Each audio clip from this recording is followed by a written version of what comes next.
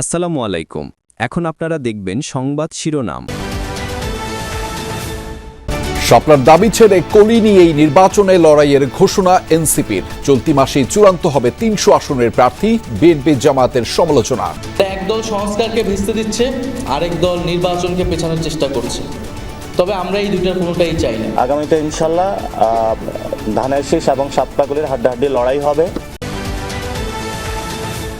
অপতথ্য ছড়িয়ে দেশকে অস্থিতিশীল করার চেষ্টা চলছে, অভিযোগ মির্জা ফখরুলের।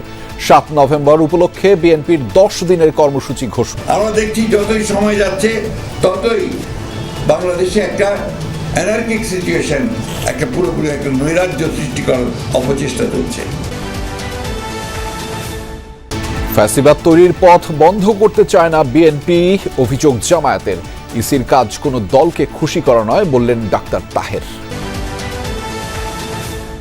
বিদ্যুৎ জ্বালানি সংকটে তীব্র হয়েছে পোশাক খাতের সমস্যা, বলছেন ব্যবসায়ীরা।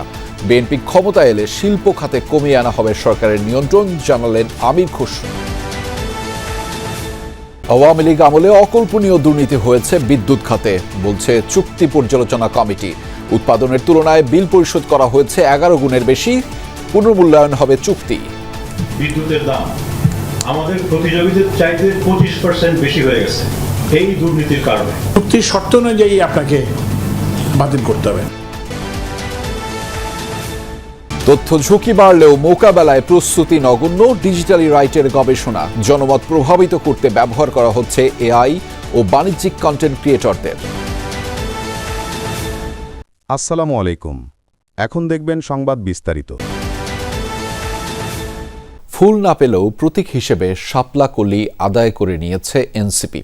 দলটির মুখ্য সমন্বয়ক নাসির উদ্দিন পাটোয়ারি দাবি করেছেন, শাপলাকলি নিয়েই আগামী নির্বাচনে বড় দলগুলোর সাথে হাড্ডাহাড্ডির লড়াই হবে। সুষ্ঠু নির্বাচনের জন্য গণভোট ইস্যুতে বিএনপি জামাতের দ্বন্দ্ব নিরসনের আহ্বান জানিয়েছেন তিনি। এদিকে ইসির সিনিয়র সচিব বলেছেন, আগামী 18 নভেম্বর চূড়ান্ত ভোটার তালিকা প্রকাশ করা হবে। এ সময় আরপিও সংশোধন ইস্যুতে প্রশ্ন করা হলে তিনি জানান, বিষয়টি আইন মন্ত্রণালয়ের হাতে ছেড়ে দিয়েছে ইসি। শাপলা প্রতীক নিয়ে প্রায় 4 মাস এনসিপির সঙ্গে টানাপোড়েন চলছিল ইসির। এই নিয়ে আলাপ আলোচনা থেকে শুরু করে কথার লড়াই কম হয়নি। এর মাঝে হঠাৎ করেই শাপলা কলি সহ 20টি প্রতীক যুক্ত করে ইসি। তালিকা থেকে বাদ দেওয়া হয় কলা ও খাট সহ আগের 16টি প্রতীক। বৃহস্পতিবার এ সংক্রান্ত গেজেট প্রকাশের পরপরই বিভিন্ন মহল থেকে বলা হয়, এনসিপির সাথে দ্বন্দ্ব নিরসনে মাঝামাঝি পন্থা হিসেবে শাপলার বদলে শাপলা কলিকে তালিকায় আনা হয়েছে।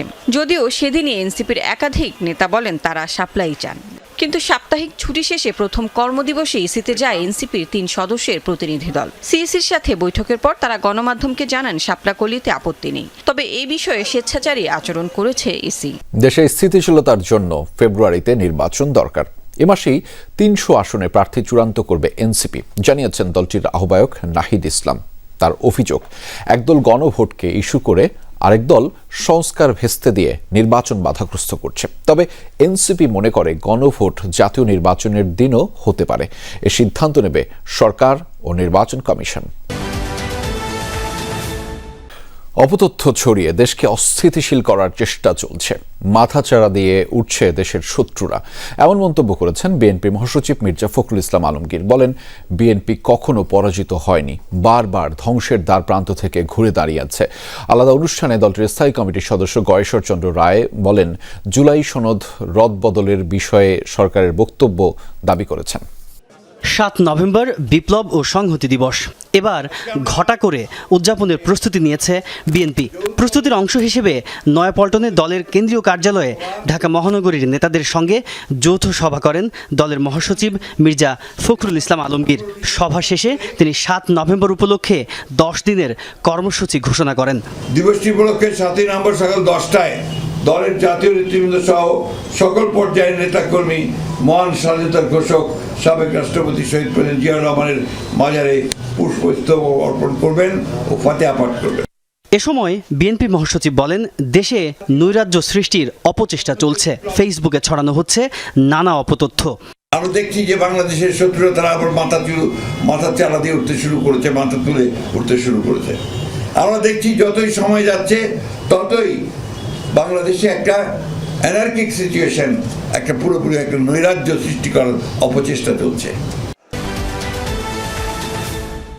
যারা নতুন করে ফ্যাসিবাদী হচ্ছেন তাদের পরিণতিও আগের ফ্যাসিবাদের থেকে ভালো হবে না, এমন মন্তব্য করেছেন জামায়াতের নায়েবে আমির ডাক্তার আব্দুল্লাহ মোহাম্মদ তাহের। বিকেলে রাজধানীর ডিপ্লোমা ইঞ্জিনিয়ার্স ইনস্টিটিউটে দক্ষিণ জামায়াতের সেমিনারে কথা বলেছেন তিনি। বলেন, বিএনপির ভিতরে আবারও ফ্যাসিবাদী হওয়ার চিন্তা রয়েছে, তাই তারা ফ্যাসিবাদী হওয়ার রাস্তা বন্ধ করতে দিতে চায় না। তিনি বলেন, বিএনপি স্বতঃস্ফূর্তভাবে জুলাই সনদে সই করে এখন উল্টোপাল্টা বলছে। এ সময় নির্বাচন কমিশনেরও সমালোচনা করেন তাহের। বলেন, ইসির কাজ কোনো রাজনৈতিক দলকে খুশি করা নয়, কমিশনের দায়িত্ব পুরো জাতিকে খুশি করা। আজকে যারা ফ্যাসিবাদকে ফিরিয়ে আনার ষড়যন্ত্র করে আমাদের উপরে দায় চাপের ব্যবস্থা করছেন তাদেরকে বলতে চাই, পুরানো ফ্যাসিবাদ যদি আবার আসতে চায়, আবার লড়াই করব, পরাজিত করব ইনশাআল্লাহ।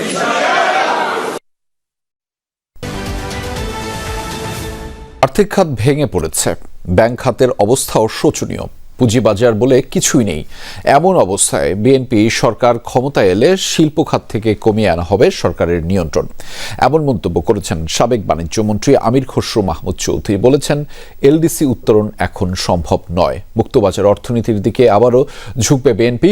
উদ্যোক্তারা বলছেন, পোশাক খাতের সংকট সুরাহায় সরকারের নজর দেওয়া দরকার। তীব্র হচ্ছে পোশাক খাতের সংকট, ব্যাহত হচ্ছে উৎপাদন, অভ্যন্তরীণ ও বৈশ্বিক প্রতিযোগিতায় টিকে থাকাই এখন কঠিন। রবিবার বিকেলে রাজধানীর একটি হোটেলে Bangladesh garment buying house association BGB এর উদ্যোগে তৈরি পোশাক খাতের সংকট ও পুনরুদ্ধার নিয়ে আলোচনায় উঠে আসে সার্বিক দিক। বলা হয়, বিদ্যুৎ জ্বালানি সংকট তীব্র হয়েছে, ঠিক সময়ে পণ্য রপ্তানি করা যাচ্ছে না, শ্রম আইন এখন মাথা ব্যথার কারণ। পোর্ট টার্নারাউন্ড কমাতে হবে, ইন্টারেস্ট রেট কমাতে হবে, ডিরেগুলেশন করতে হবে, everything has to be done in one go. আমি যেটা বলছি ডিরেগুলেশন বলছি না, I am saying serious deregulation. It's going to be painful decision, but we have decided. মুক্তবাজার অর্থনীতিতে আবারও ফিরবে বিএনপি, জানান শিল্প খাত থেকে সরকারের নিয়ন্ত্রণ কমিয়ে আনা হবে। গ্র্যাজুয়েশনে যেতে হলে আপনার ফাইন্যান্সিয়াল সেক্টরের অবস্থাটা আপনি অনুধাবন করেছেন। বাংলাদেশের ফাইন্যান্সিয়াল সেক্টর কোথায় আছে? ব্যাংকের টাকা আছে? এখনো তো এলসি করার জন্য, কনফার্মেশনের জন্য বিরাট সমস্যা। নির্বাচিত সরকার ছাড়া 14-15 মাস চলতেছে, আমরা এখনো গণতন্ত্র উত্তর হয় নাই। কিন্তু বাংলাদেশ, আপনি কি প্রত্যাশা করতে পারবেন? বিএনপির এই নেতা বলেন, গণতান্ত্রিক অবস্থায় ফিরলে বাড়বে বিনিয়োগ, কারণ জনগণের কাছে দায়বদ্ধ নির্বাচিত সরকার। বিএনপি যতবারই ক্ষমতা এসেছি, ব্যবসায়ীদের অন্তত ফিল গুড ফ্যাক্টরটা দিতে। ক্ষমতাচ্যুত আওয়ামী লীগ সরকারের আমলে বিদ্যুৎ ও জ্বালানি খাতে অকল্পনীয় দুর্নীতি হয়েছে বলে জানিয়েছে এ সংক্রান্ত চুক্তি পর্যালোচনায় গঠিত জাতীয় কমিটি। মন্ত্রণালয়ে অন্তর্বর্তী রিপোর্ট জমা দেওয়ার সময় কমিটির চেয়ারম্যান ও সদস্যরা বলেন, বিদ্যুৎ উৎপাদন ও 4.4 হারে হলেও বিল পরিশোধ করা হয়েছে এর তুলনায় 11 গুণের বেশি। সব মিলিয়ে এখন পর্যন্ত বিল দেওয়া হয়েছে $7.8 বিলিয়ন। দুর্নীতির কারণেই আশপাশের দেশের চেয়ে বাংলাদেশে বিদ্যুতের দাম 25 ভাগ বেশি।